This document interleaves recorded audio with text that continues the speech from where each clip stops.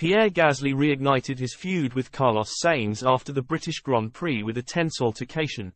Tempers flared between Pierre Gasly and Carlos Sainz again in an interview following the British Grand Prix, just weeks after the Alpine driver blasted the Spaniard. Gasly endured a frustrating day at Silverstone and looked to push Sainz in the back as he performed his post-race duties.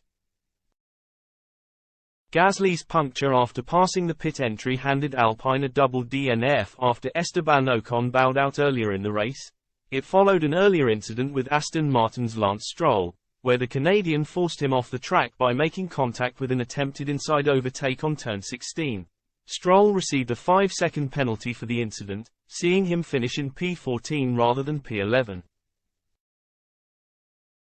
But Gasly also seemed annoyed by the manner in which Sainz overtook him in a closely contested midfield battle before his withdrawal, and the Frenchman made his disgruntlement known after the race, walking behind Sainz and giving him a nudge on the back, seemingly saying, "Don't push me like that."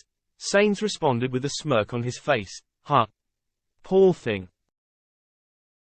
Gasly aimed fire at Sainz after Canadian Grand Prix qualifying in June, labeling his driving as unacceptable and unfair. In the closing stages of a rainy Q1, Sainz slowed down on the first corner, which left the cars following him at risk of not being able to set a final flying lap time.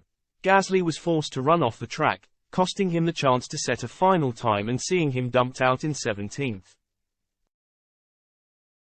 Sainz faced punishment through a 3-place grid penalty, demoting him to 11th at the start of the Grand Prix, but it didn't stop Gasly ripping into the Spaniard. "I don't think any words can express the disappointment and frustration right now," Gasly told Sky Sports. He added, "Carlos did the worst job possible to stay completely on the racing line. For me, that's completely unacceptable and unfair. I have no words to explain what happened.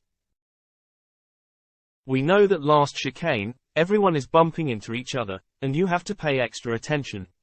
The bare minimum is to at least be offline. First, this was impeding, and second, it was extremely dangerous. If I smash him at 300 km/h, it puts him in danger and also myself. It's completely unfair."